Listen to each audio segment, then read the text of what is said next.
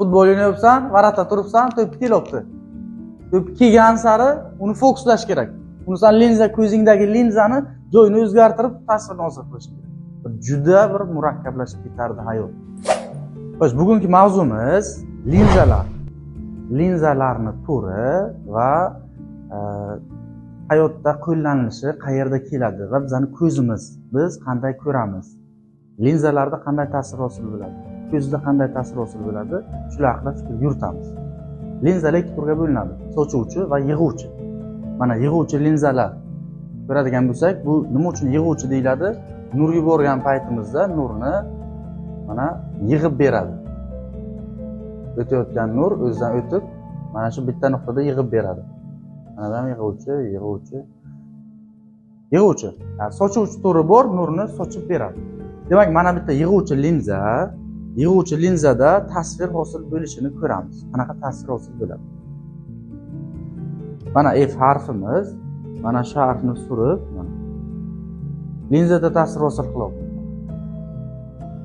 20 sm masofada qo'yamiz, mana shu yerda ta'sir hosil bo'lyapti. Mana ta'sir hosil bo'lib turibdi. Hozir buni ochamiz. Mana.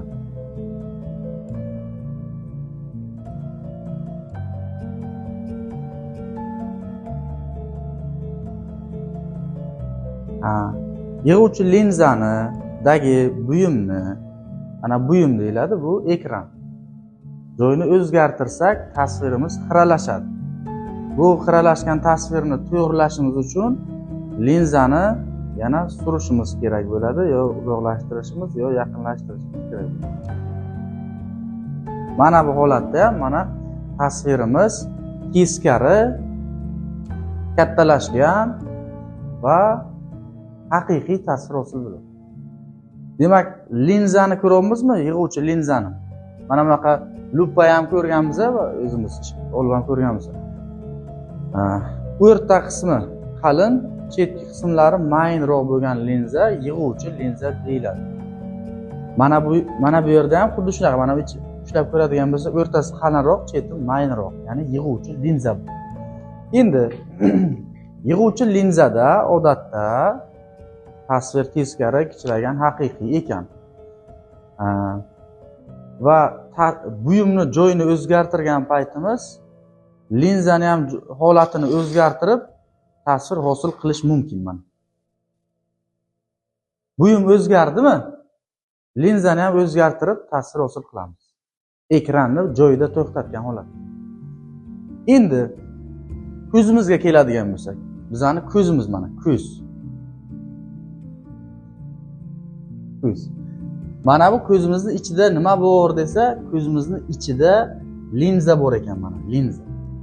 Qanaqa linza bu? O'rta qismi qalin, chetki qismi mayin. Sochuvchimi, yig'uvchimi?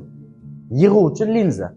Xo'sh, yig'uvchi linza, ko'zimizda yig'uvchi linza bo'lsa, biza tasvirni qanday ko'ramiz? Ko'zimizda qanaqa tasvir hosil bo'ladi? Biror buyumni ko'rayotgan vaqt tasvir qanaqa bo'ladi degan savol bor. Yig'uvchi linzada qanaqa ta'sir hosil bo'ladi? Teskari, kichraygan, haqiqiy tasvir. Endi ko'ramiz hozir mana.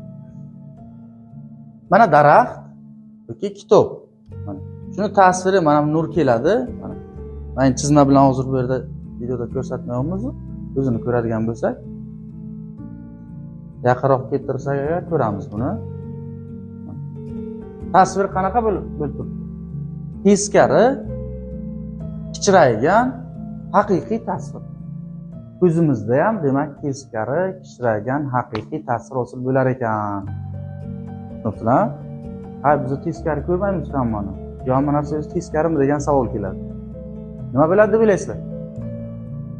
Mana shu teskari tasvirni miyamiz olib, to'g'rilab, kattalashtirib bizaga beradi. Ya bo'lmasa agar teskari ko'rishimiz mumkin. O'sha endi tug'ilgan chaqaloqlar ba'zilari deydi, o'sha qaysidir nechidir kunligida o'sha ko'rayotgan tasvirini o'z holicha ko'radi. Miyasi to'g'rilab bermaydi. Odamlar teskari ko'rar ekan. holat bo'lar ekan, yana nechadir kundan keyin u miyasi rivojlanib, to'g'ri ko'rib ketadi. Ko'rinyaptimi sizlarga? Endi eng qiziq joyi, masalan, kitobni tasvirini ko'radigan bo'lsak, nur mana shundan keladi, linzadan o'tib, yig'ib, mana shu yerda tasvir mana kitob hosil bo'lib turibdi. Bitta narsaga e'tibor qiladigan bo'lsak, linza mana shu yerda turibdi, ko'zimiz linzasi deb tasavvur qiladigan bo'lsak, ekran, to'rt pardada tasvir hosil bo'ladi. Buyumni biza joyini o'zgartirsak, ya'ni men hozir botirga qarab o'tiribman, bobirga qarayman. Tushunibsizlarmi? Joy o'zgaryapti. Yoki bitta buyumga qarab o'tiribman, uzoqdagi buyumga qarayman. O'sha vaqtda mana bu linzada tasvir nima bo'ldi hozir mana shunda? Qaranglarchi mana. Linza joyda turibdi, deylik, ko'zimiz linzasi joyda turibdi. Tasvir mana bu yerdagi qaysidir buyumga qarab turibmiz mana. Haqqoniy tasvir hosil bo'lib turibdi. Endi uzoqdagi buyumga qaraymiz. Xiralashadi. Lekin ko'zimizda shunaqa bo'ladi. Nima uchun? Kim aytadi? Nima uchun shunday bo'ladi? Ya'ni biz uzoqdagi buyumni ham tiniq ko'ramiz, yaqindagini ham ko'ramiz, hammasini tiniq ko'raveramiz. Ko'zimizda linza bor-ku. Linza joyda harakatlanadimi yoki boshqa xil nimadir bo'ladimi degan savol. Ikki xil yo'li bor buni hozir.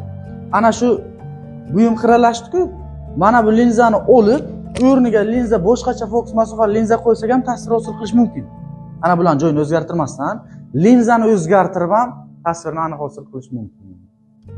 Nima bo'ladi deb o'ylaysizlar?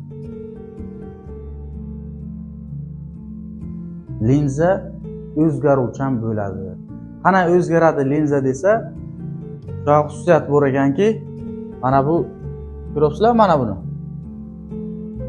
Ko'z muskullari bor. Linzani mana bunaqa shaklga keltiradi. Ko'zimizning ichidagi linza mana bu holatga keladi. Yaqindagi buyum bo'lsa, yaqin bo'lsa, ko'zimizdagi linza qalinlashar ekan. Ana bu muskullari buni o'zgartiradi, qalin holatga keladi. Agar buyum uzoqlashsa, mayin qiladi. Shuning hisobidan biz xohlaganini fokuslab o'sha ko'rishimiz mumkin ekan tasvir. Agar mana shu xususiyat bo'lmas edi ko'zimizda, mana bunaqa oddiy mexanizm bo'lar edi, nima bo'lardi? Oldiga endi bir keradir burak narsa qo'yishimiz kerak edi. Shu har bir kishiga qaragan vaqt burab aniq tasvir hosil qilamiz. Shunaqa bo'lar edi, to'g'rimi? Hayot tasavvur qilib bo'lmas edi. Futbol o'ynayapsan, varatda turibsan, to'p kelyapti. To'p kelgan sari uni fokuslash kerak. Uni sen linza, ko'zingdagi linzani joyini o'zgartirib tasvirni hosil qilish kerak. Juda bir murakkablashib ketardi hayot. Shu narsalarni hammasi hisobga olib mana mukammal linza tayyorlangan. Shunaqa linzaki o'zgaradi fokus masofasi. Ham mana bu linzani vazifasini bajaradi, ham buni vazifasini bajaradi. Mana bu ko'z muskullari tortib, uni shaklini o'zgartiradi, mayin, ingichka qilib bizga tasvirni aniq hosil qilib beradi. Endi ko'z nuqsonlari bor. Ko'z nuqsonlari.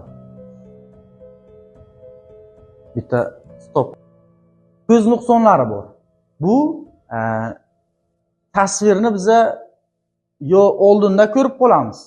Ko'zimizdagi ana bu linzamiz buyumni tasvirini yo to'rt pardadan oldinda yig'ib beradi yoki to'rt pardadan o'tkazib yuboradi. Oldinda yig'ib beradigan holati yoshlarda, qizlarda yoki yoshlarda ko'p kuzatiladi. Hammamizda ko'p kuzatiladi. Sababi nur mana bu linza zo'r bo'ladi shunchalik. Nurni tez yig'ib beradi. Ana bu to'rt pardadan oldinda yig'ib beradi. Uni biz yo'qotishimiz uchun nima qilishimiz kerak? Oldinga nurni nima qilib beradigan linza qo'yishimiz kerak. Yig'ib beradiganmi, sochib beradiganmi? Sochibda, chunki o'zi bu zo'rg'i yo'q, yig'ib turibdi. Ana bu yerga bitta sochuvchi linza qo'ysak agar, minus deyiladi o'sha sochuvchi linza. Optik kuchisi minus bo'ladi. Minus linza qo'ysak nima bo'ladi ko'zimiz? Bu ozgina sochib beradi. Mana bu yig'ib berishning hisobidan to'rt pardada tasvir hosil bo'ladi. Bartaraf etiladi. Yoshi katta odamlarda Mana shuni ko'ramiz o'zi. Yosh katta odamlarda ko'rayotgan bo'lsalar, telefon ishlatayotgan vaqt, nimadir qilayotgan vaqt mana bunaqa qilib qaraydi. E'tibor qilganmisizlar? Kitob o'qilsa ham, nima ko'rsa ham, ana shu normal holda ko'rmaydi-yu, mana bunaqa qilib ko'radi. Yoshlarda mana bunaqa ko'rish bo'ladi, to'g'rimi? Mana bunaqa ko'rishdan sabab mana hozir mana bu qaysi o'zi ko'ramiz.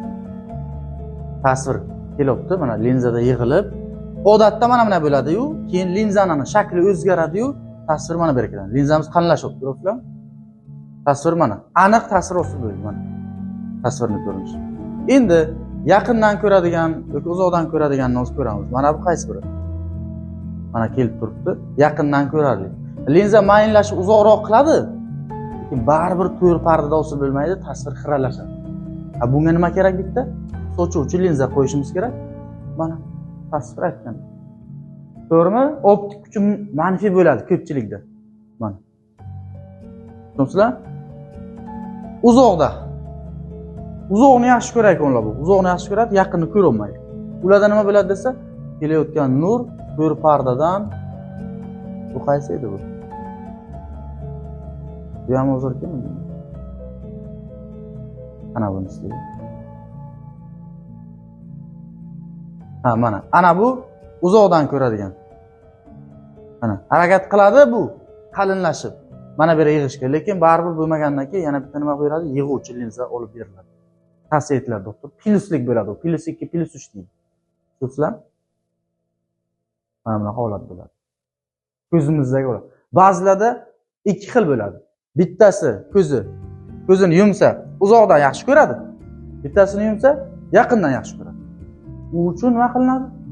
Bittasi uchun uzoqni yaxshi ko'rayotgani uchun sochib yig'ib beradigan qo'yiladi. Yaqinni yaxshi ko'radigani uchun sochib beradigan qilib taxlanadi u. Tamom.